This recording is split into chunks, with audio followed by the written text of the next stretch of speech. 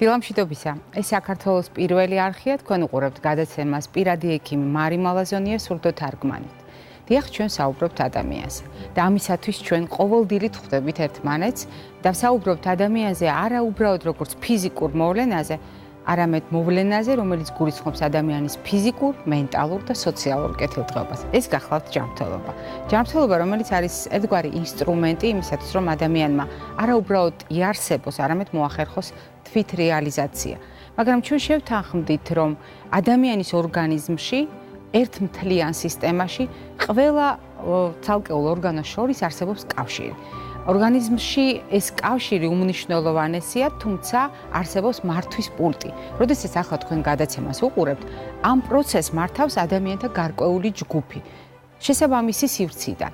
მაგრამ თუ ჩვენ ვისაუბრეთ ადამიანის ორგანიზმზე, ჩვენი მართვის პულტი და ჩვენი ორგანიზმის დირიჟორი არის თავის ტვინი, ნერვული სისტემა, მაგრამ დღეს ჩვენ თავის ტვინზე არ ვსაუბრობთ, ჩვენ საუბრობთ ნერვული სისტემის სხვა ნაწილზე, თუ რა ნაწილზე ვსაუბრობთ და რატომ არის ამ ნაწილის ჯანმრთელობა ასე მნიშვნელოვანი თითოეული ჩვენთაგანისათვის, ამაზე ვისაუბრებთ დღეს ჩვენ სტუმართან ერთად, რომელიც გახლავთ ექიმი ნევროლოგი, ელექტრომიოგრაფიის სპეციალისტი ქალბატონი გვანცა გიორგაძე. მოგზაურობთ გვანცა. დილამშვიდობისა.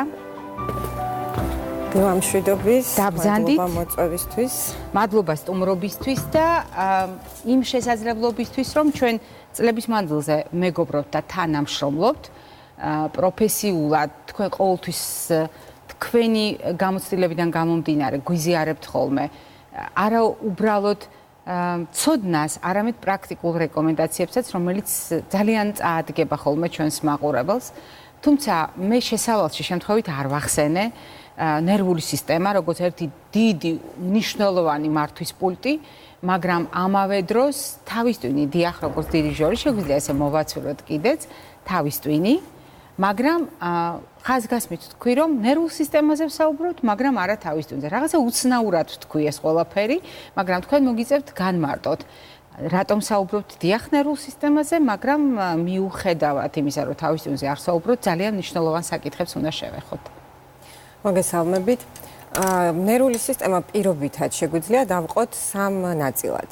გამოვაცურებთ თქვენსკენ. კი ბატონო. შესანიშნავი.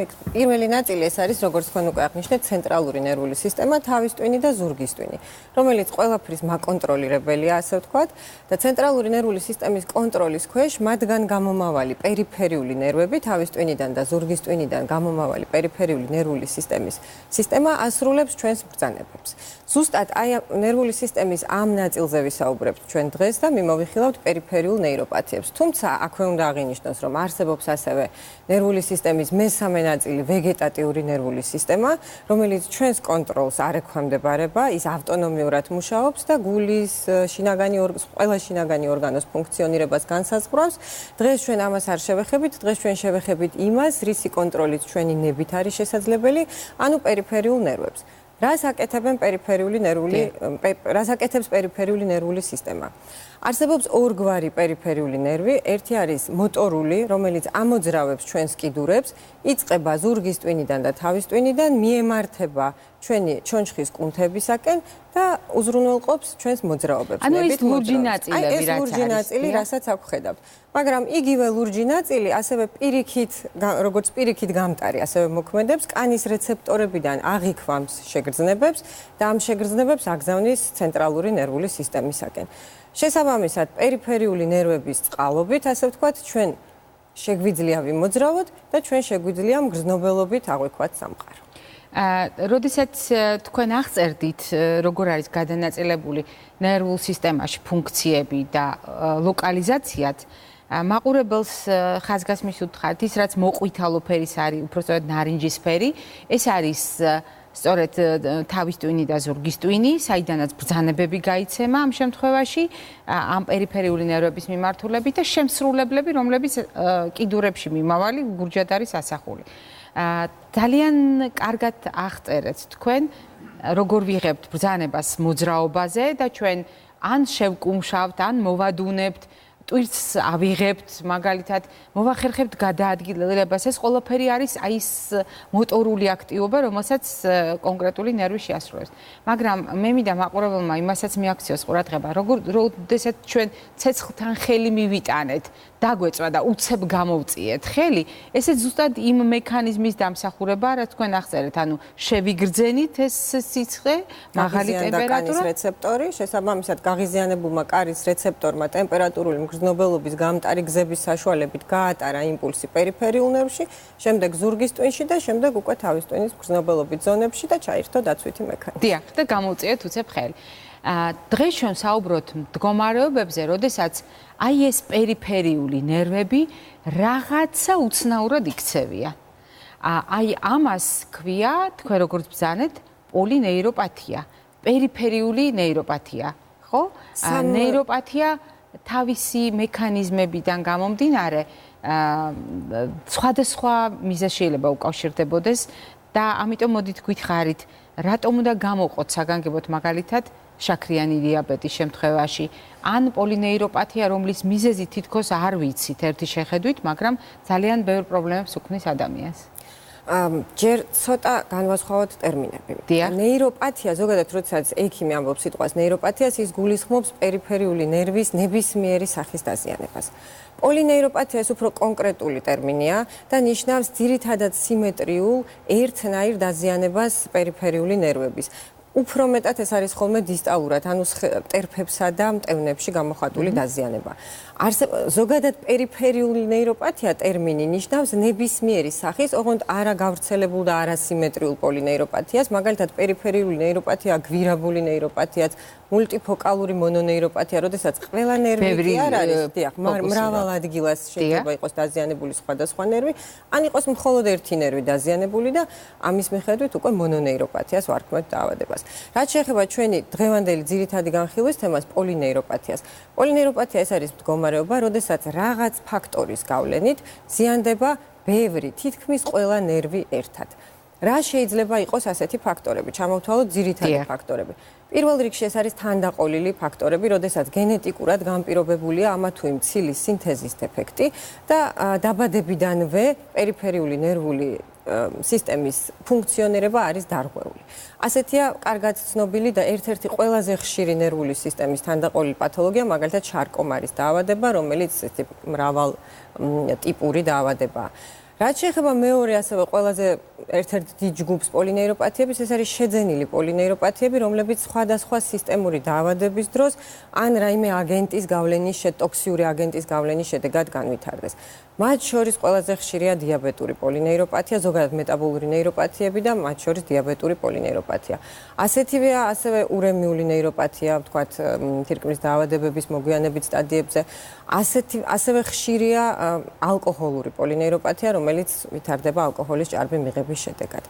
მესამე დიდი ჯგუფი ნეიროპათიების ეს არის მწვავე ნეიროპათიები, მწვავე აუტოიმუნური ნეიროპათიები, რომლებიც ვითარდება ორგანიზმში შეჭრილი რომელიმე ინფექციის მოლეკულური მიმიკრიის საპასუხოდ. ანუ როდესაც ინფექცია მიმსგავსების, როდესაც ინფექცია ბაქტერიული ან ვირუსული გამომწვევი აგენტი ახდენს დამალვას, ესე მარტივად რომ ვთქვათ, პერიფერიული ნერვის მიელინში და ორგანიზმი იწყებს მასთან აქტიურ ბრძოლას და ამ ბრძოლაში ანადგურებს საკუთარი მიელინის უჯრედებს. იმიტომ რომ იქ არის დამალული ეს და ორგანიზმი ვერ ცნობს, ორგანიზმის იმუნური სისტემა ვერ ცნობს მას კარგად, ან ცნობს, მაგრამ ამ ამოცნობაში ნადგურდება სანგარიც, ასე ვთქვათ. დიახ. ასეთ ნეიროპათიებს მიეკუთვნება მაგალითად გიენ-ბარეს სინდრომი, რომელიც მწვავე აუტოიმუნური პოლინეიროპათია, აუტოიმუნური ასევე და ანთებადი მექანიზმით მიმდინარეობს ქრონიკული ანთებით იმადემიელინზრებელი პოლინეიროპათია. კიდევ ერთი ტიპით უნდა მოვახდინოთ ნეიროპათიების დიფერენცირება. ნერვული ბოჭკო, პერიფერიული ნერვი, შედგება ორი ძირითადი ნაწილისაგან. ეს არის მისი აქსონი, ანუ მისი შიდა ნაწილი და მისი გარეთა ნაწილი მიელინი. ზუსტად ეს მიელინი არის ნერვული იმპულსის გატარების სისწრაფეზე პასუხისმგებელი. თუ რა ზიანდება პოლინეიროპათიების დროს, რომელი ნაწილი ზიანდება პერიფერიული ნერვის, ამის მიხედვით განასხვავებენ აქსონურ და მადემიელინიზრებელ პოლინეიროპათიებს. მეტაბოლური ნეიროპათიების უმრავლესობა, მაგალითად შაქრიანი დიაბეტის დროს განვითარებული პოლინეიროპათია, არის სწორედ აქსონალური ან აქსონური ტიპის. რაც შეეხება აუტოიმუნურ ნეიროპათიებს, ასეთ და თანდაყოლილ ნეიროპათიებს, ასეთ შემთხვევაში ძირითადად მიელინი ზიანდება ხოლმე. ანუ ის გარსი, რომელშიც ეს ყველაფერი არის რა თქმა უნდა შერეული ტიპის ნეიროპათიებიც არის.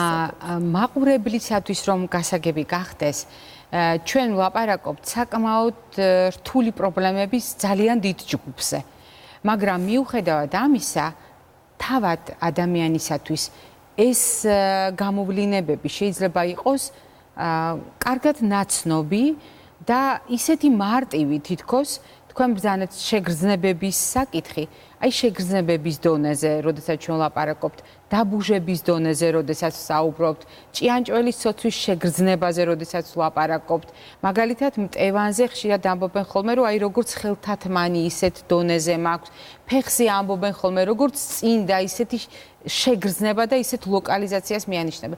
ანუ რეალურად მე ხარ რამდენიმე სიმპტომს შევეხე, მაგრამ მოდით თქვენ გითხარით მწყობრად, რა საყურადღებო გამოვლინებები შეიძლება იყოს და რაც უნდა მიაქციოს ადამიანმა ყურადღება მიუხედავად იმ რთული ტერმინებისა და იმ კლასიფიკაციისა, რომელზედაც თქვენ ისაუბრეთ. რაც შეეხება პოლინეიროპათიის სიმპტომებს. სიმპტომი დამოკიდებულია იმაზე, თუ როგორია პოლინეიროპათია, მგრძნობელობითი, ანუ სენსორული თუ მოტორული მამოძრავებელი. ვინაიდან როგორც წესი პოლინეიროპათიები, მეტაბოლური პოლინეიროპათიები სენსორული სიმპტომებით იწყება, უხშირესად პირველი სიგნალი, რომ შეიძლება კონდეს პოლინეიროპათია ადამიანს, ეს არის მგრძნობელობის სხვადასხვა ტიპის მოშლა, ეგრეთ წოდებული დიზესთეზია, პარესთეზიები. ყველაზე ხშირად ვითარდება ჩხვლეტის, წვის შეგრძნება ტერფებში, დაბუჟების შეგრძნება. ზოგჯერ არის ეგრეთ წოდებული ალოდინიაც, როდესაც ყველაზე მცირე შეხებაც კი შეიძლება მტკივნეული იყოს პაციენტისთვის. თქვენ კარგად ახსენეთ წინდები და ხელთათმანები, ეს არა მხოლოდ პაციენტის ჩივილის სახით არის ესეთი ტერმინი, არამედ დამკვიდრებული სამედიცინო ტერმინია, იმიტომ რომ ფიზიკალური გასინჯვის დროს, როდესაც ჩვენ პაციენტს სინჯავთ, ხედავთ, რომ გრძნობელობა ასე არის ხოლმე პოლინეიროპათიის დროს მოშლილი წინდების და ხელთათმანების ტიპით. როდესაც უკვე პროგრესირებს პოლინეიროპათია და მას დაერთვება მოტორული სიმპტომები, ასეთ შემთხვევაში უკვე თავს იჩენს მოძრაობების, ასე ვთქვათ, გაღარიბება, გაძნელება, შეიძლება გართულდეს სიარული და შესაძლებელია მოყვეს ასევე წვრილი კუნთების ატროფია. მაგრამ ერთ-ერთი ყველაზე ტკივნეული და ერთ-ერთი ყველაზე დრამატული სიმპტომი, რაც პოლინეიროპათიას ახასიათებს, ეს არის ტკივილი. ძალიან ხშირად პოლინეიროპათია იწყება ტკივილით, მწველი, მღრღნელი, ძალიან თავიდანვე ტკივილით, ყოველგვარი შფლეტების და წინამორბედების. ან შესაძლებელია პარესთეზიას შემდეგ მოყვეს ტკივილი, ან დაიწყოს ტკივილით, რომელიც პარესთეზიული ხასიათის არის, ანუ არ გავს ჩვეულებრივ ტკივილს, რომელიც თქვათ რაღაც დაზიანებით დროს გვაქვს ხოლმე, ან შინაგანი ორგანოების პათოლოგიის დროს არის, ეს არის განსხვავებული ტკივილი, ძალიან მძიმე ასატანი. ამ ტკივილის თავისებურება არის ის, რომ ტკივილი ძლიერდება მოსვენებულ მდგომარეობაში. ანუ, როდესაც პაციენტი ამბობს, რომ მე ღამით, გაცილებით უარესად ვარ, ვიდრე დღისით, სიარულის დროს ჩემი ტკივილი შედარებით მცირდება, ქრება, შეიძლება დღე არ მახსოვდეს, მაგრამ ღამე ტკივილი არ მაძინებს და ტკივილი არის სიმეტრიული, არის ორივე კიდურში ერთნაირად, აი ასეთ დროს უპირატესად ჩვენ ვფიქრობთ 95% შემთხვევაში ასეთ დროს საქმე გვაქვს ხოლმე პოლინეიროპათიით. მოდით მაყურებელს უპასუხოთ, იმიტომ რომ ის გველოდებოდა ჩვენი საუბრის განმავლობაში. დილამშვიდობისა გისმენთ. დილამშვიდობისა. შეგიძლიათ დასვათ კითხვა.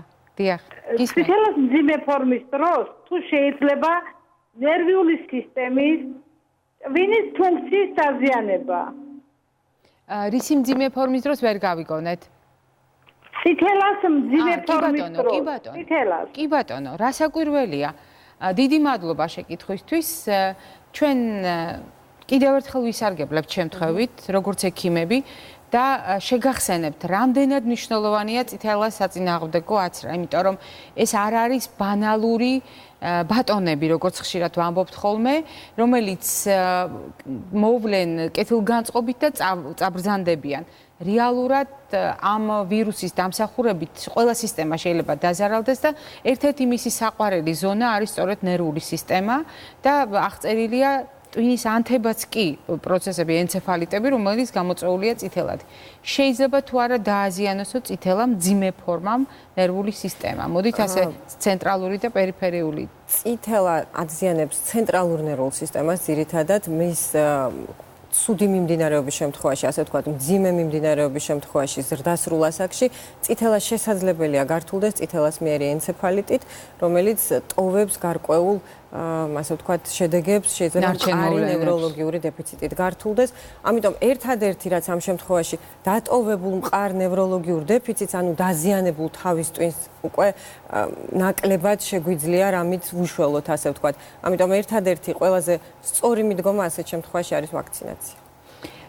მე გადავინაცვლებ ცოტა ხნით კვების ზონაში და თქვენ დამეთანხმებით, რომ არის მდგომარეობები, როდესაც კვებას აქვს თავისი უზარმაზარი მნიშვნელობა, იქ სადაც ჩვენ ვლაპარაკობთ ნეიროპათიებზე, პოლინეიროპათიებზე უფრო სწორად.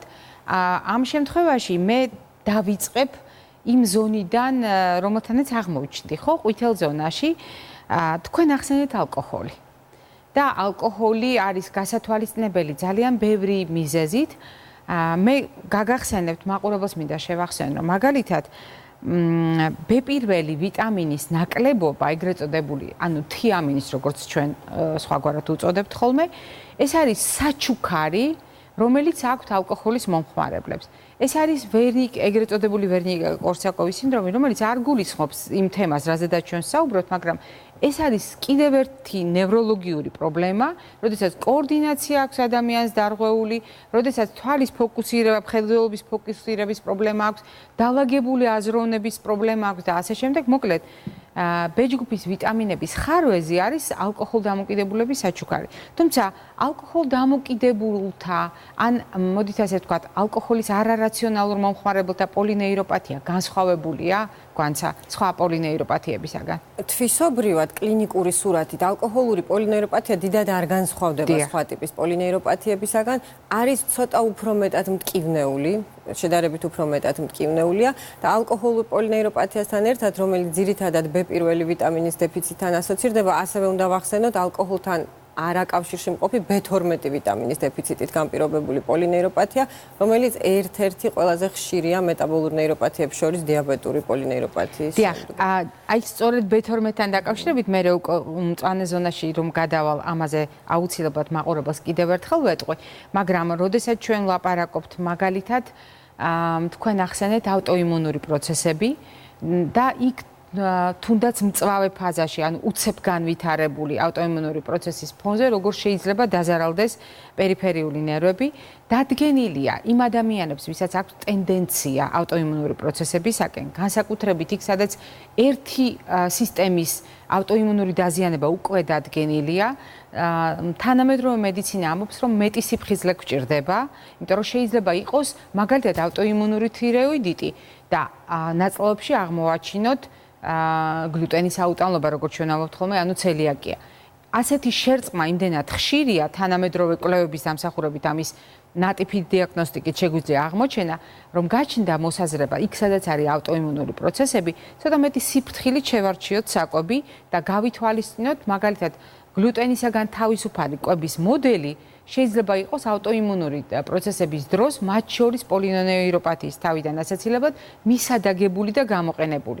მე უბრალოდ ვისარგებლებ შემთხვევით და რას გულისხმობთ გლუტენისაგან თავისუფალ კვებაში, ეს არ არის მხოლოდ პური.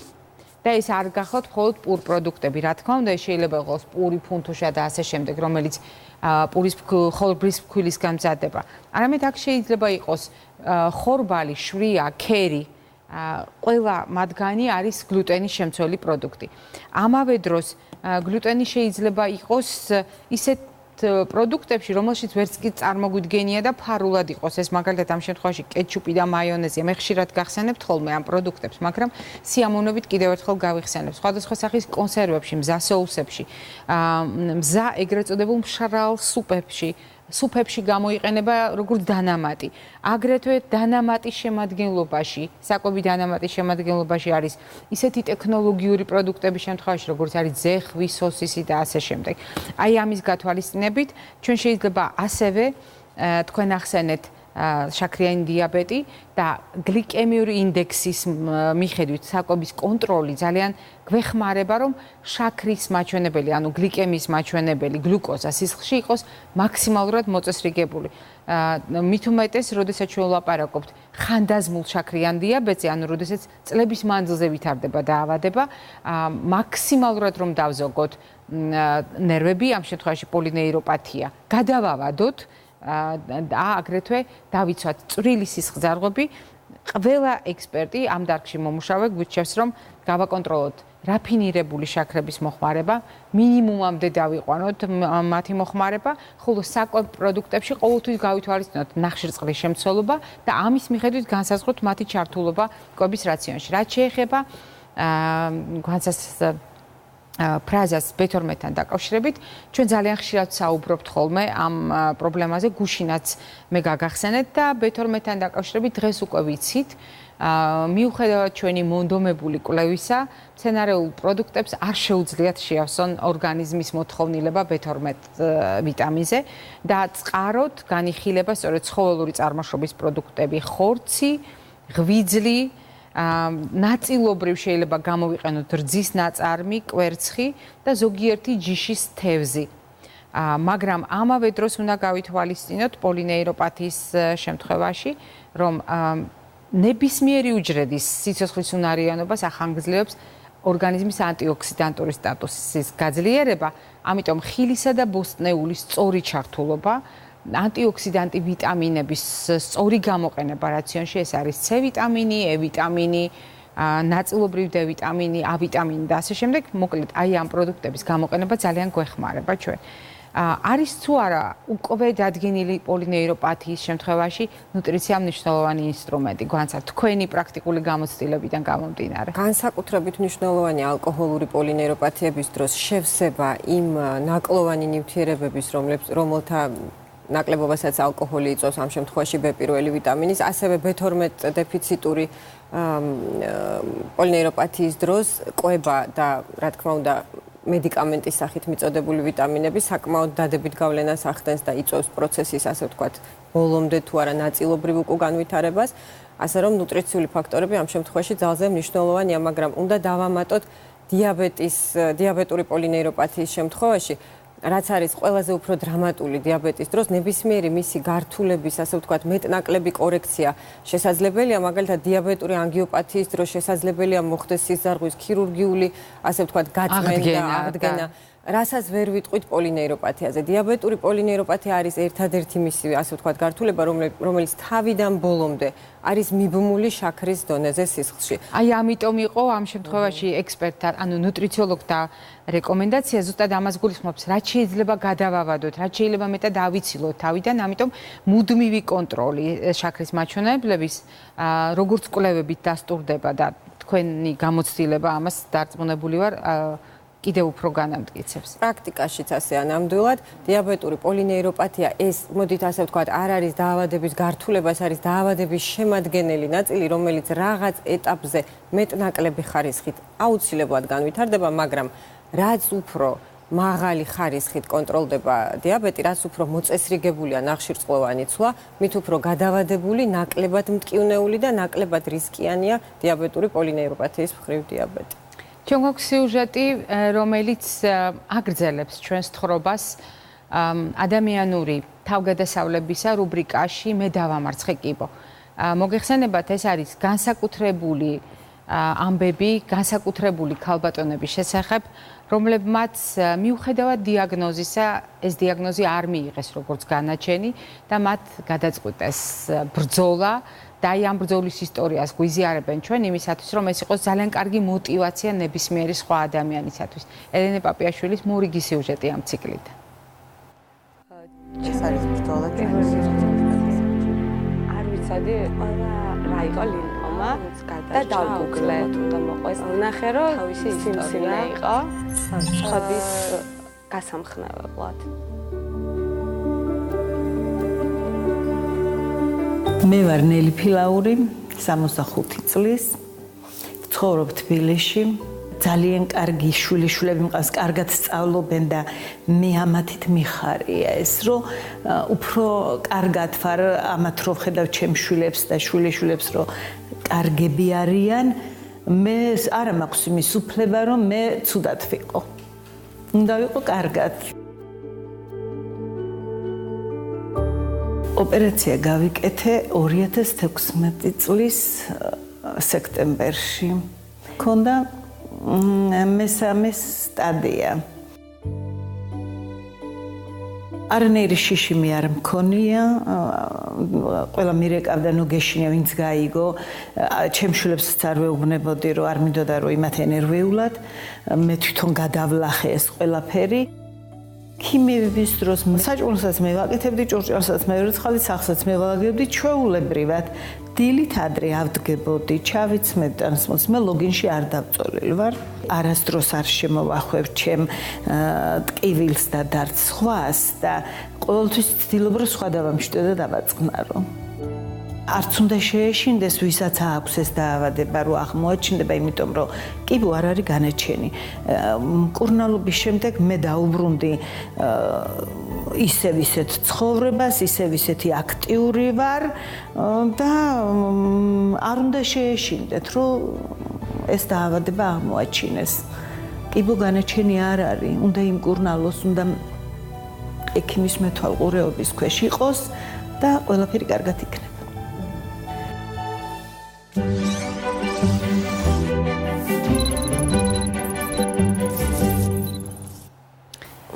როგორც ყოველთვის ჩვენი განწყობა იცვლება ხოლმე, როდესაც ამ სიუჟეტებს ნახულობთ, იმიტომ რომ ხვდებით რა ძალა აქვს ადამიანის დამოკიდებულება საკითხის მიმართ და როგორ შეიძლება ამ დამოკიდებულებამ შეცვალოს ადამიანის მოქმედება, მისი ტაქტიკა და რაც მთავარია შედეგები.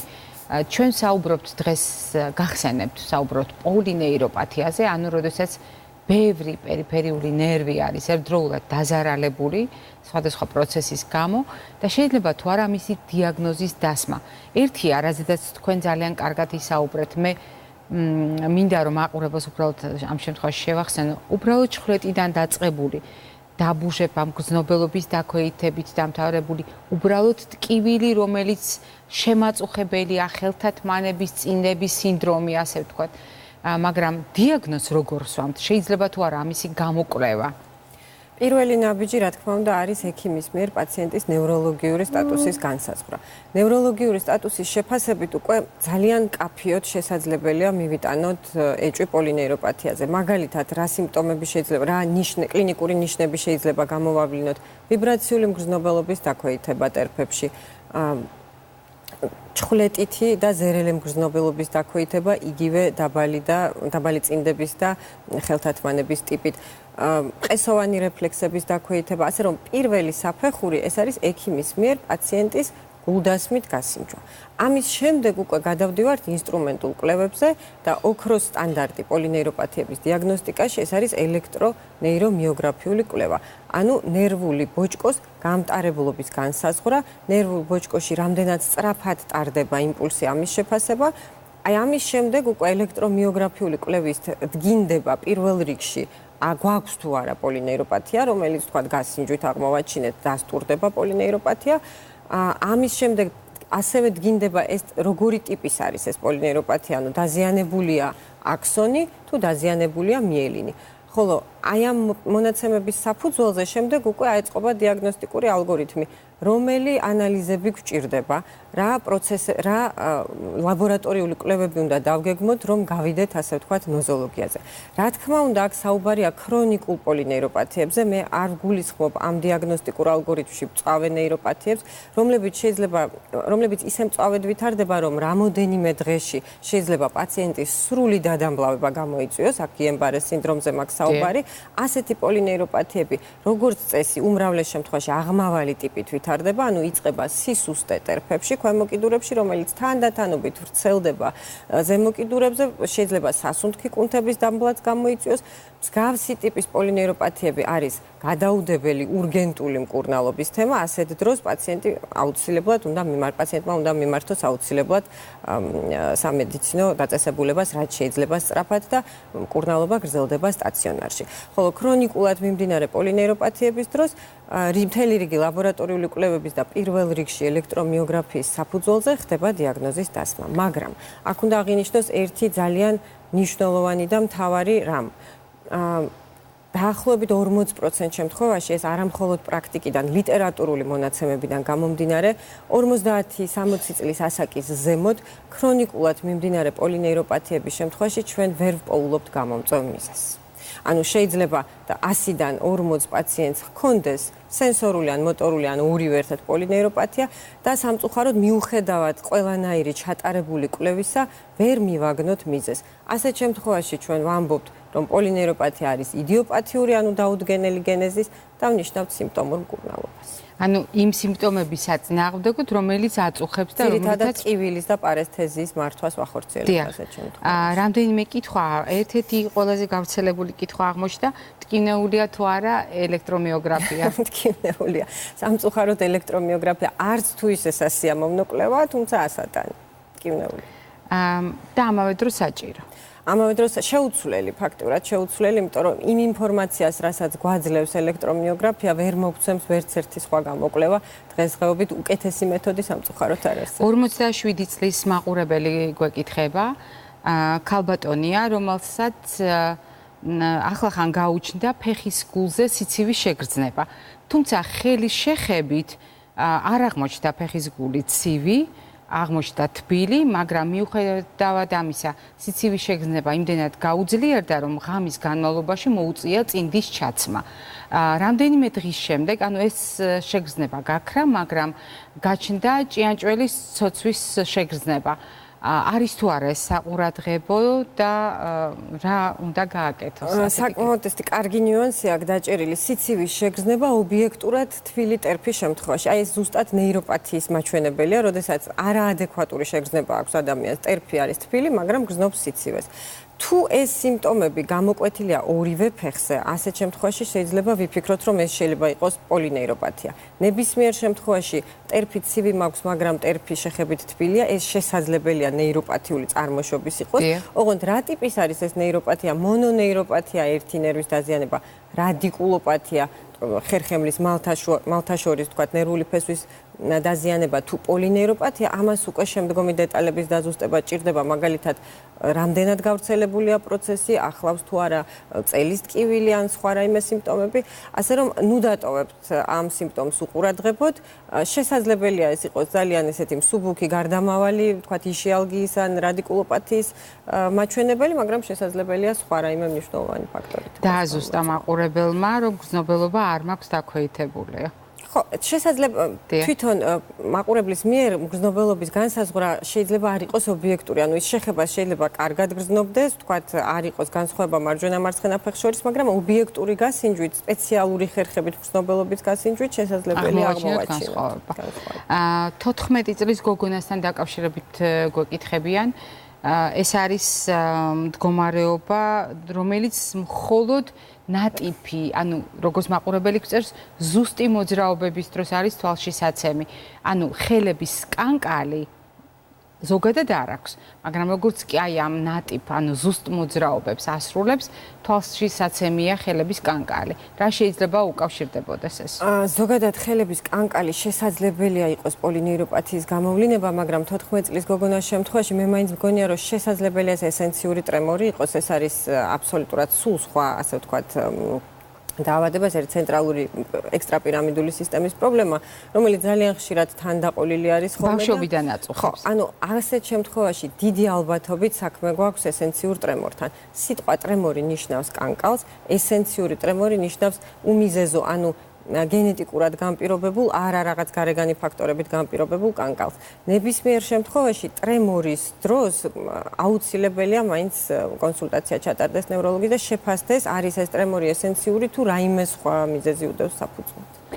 ჩვენ გვაქვს პატარა ვიქტორინა, ვიდეო რჩევები იმ ადამიანების საყურადღებოდ, რომელთაც ჭირდებათ ნერვის დაზიანების შემდეგ გარკვეული აქტივობების შესრულება და რაც თავარია გაკონტროლება იმ მდგომარეობის, რომელიც რა თქმა უნდა სტაციონარის პირობებში არ სრულდება და ოჯახის პირობებში მოითხოვს ჩვენგან მზრუნველობას.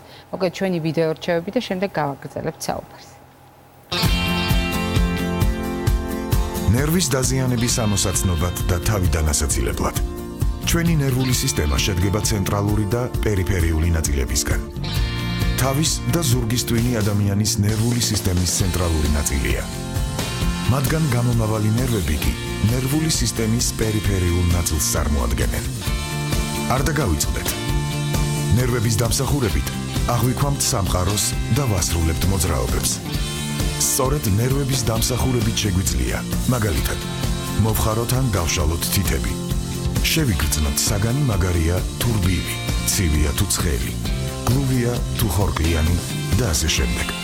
გახსოვდეთ, ნერვის დაზიანების ყველაზე ხშირი მიზეზი ტრავმაა. ტრავმის ყველაზე ხშირი მიზეზი კი უსაფრთხოების წესების დარღვევაა. განსაკუთრებული ყურადღება გმართებთ. თუ გიჭირთ ხელის მოხრა ან გაშლა, მაღლა აწევა და დაბლა დაშვება. დაკარგეთ მგრძნობელობა თითებში ან ხელის გულში. ვერ ახერხებთ ცერისა და საჩვენებელი თითის ერთმანეთთან მიტანას. გაგიჭირდათ ნატიფი მოძრაობები. წერა, ღილის შეკვრა, ძაფის ნემში გაყრა. ღამის საათებში გიბუჟდებათ ხელის გულები. ვერ პოულობთ ადგილს. თანდათან გეწყებათ ტკივილი, რომელსაც ვერ იყუჭებთ წამლებით. გაითვალისწინეთ. ოფისში მუშაობისას ხშირად შეიცვალეთ პოზა. დიდხანს ნუ დაეყრდნობით მაგიდას იდაყვის ნაჭდევით.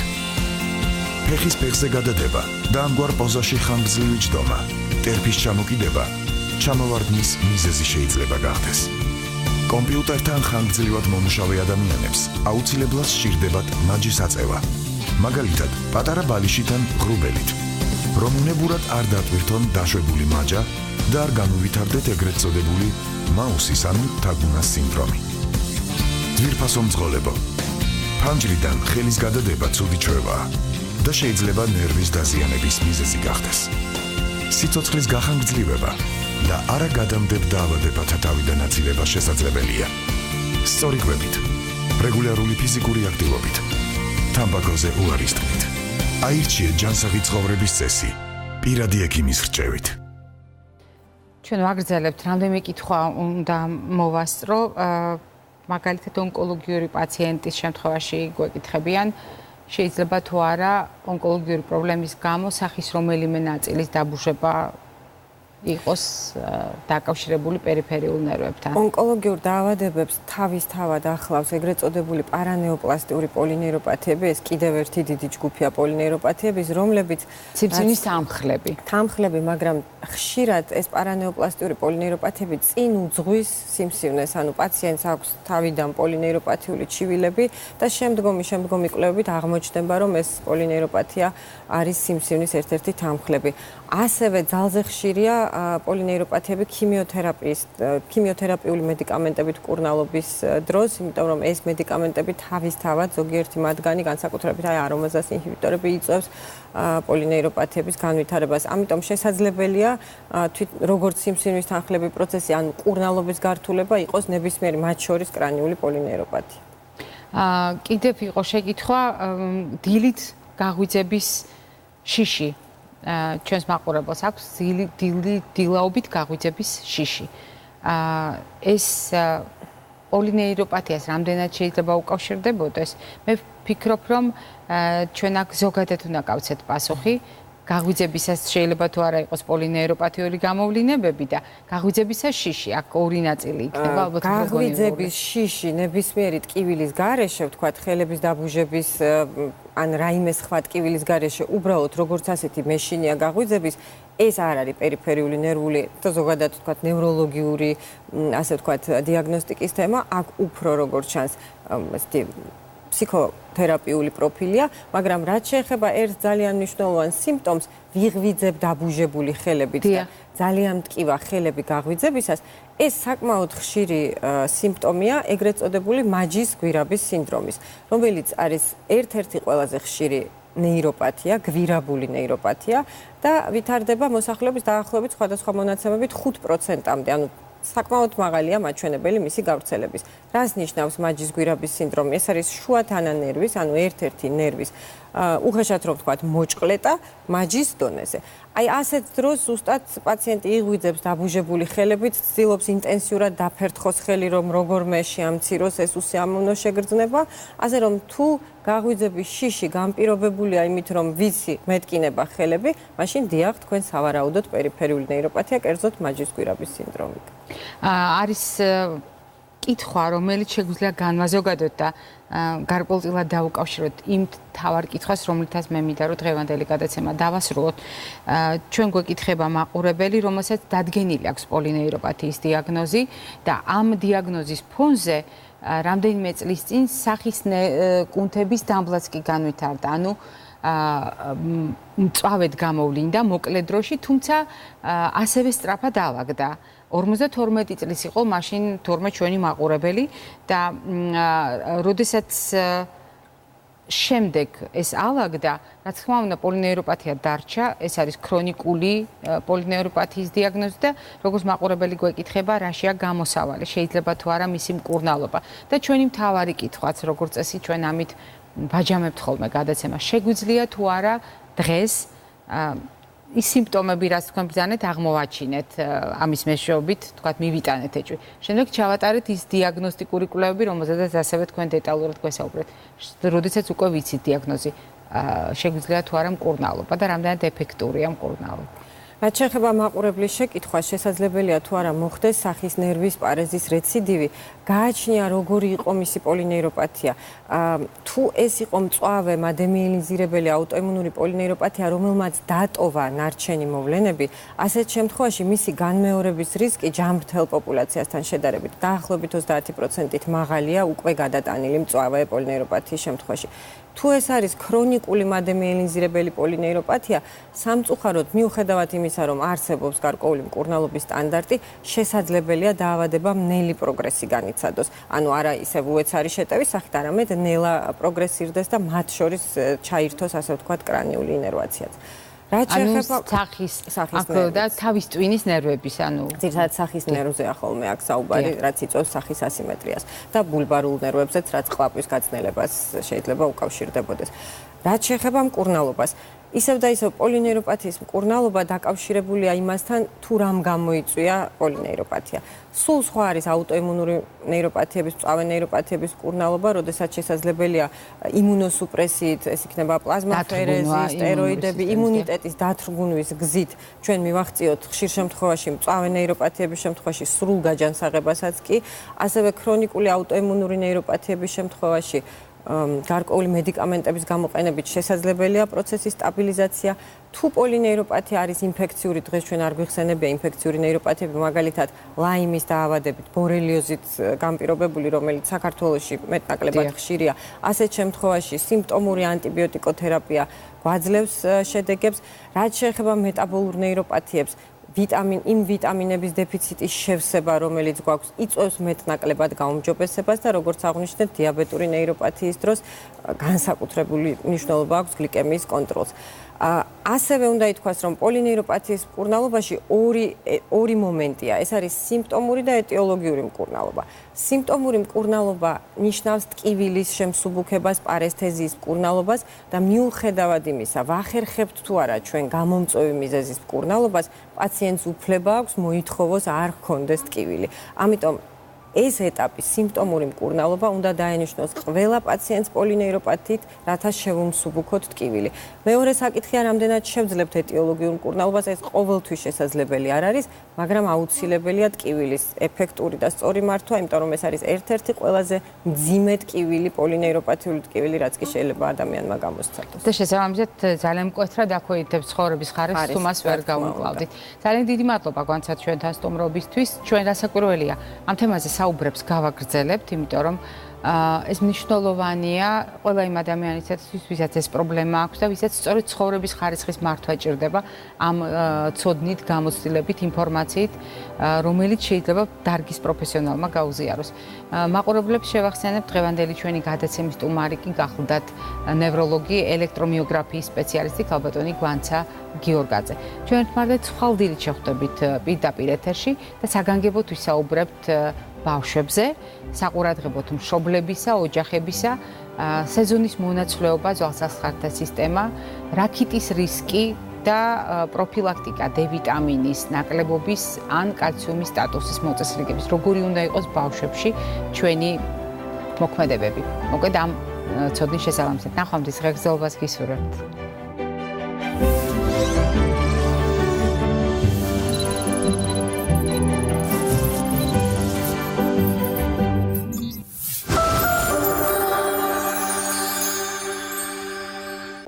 საქართველოში გრძელდება შინაური საქონლის საყურენიშნებით იდენტიფიკაცია და ვაქცინაცია.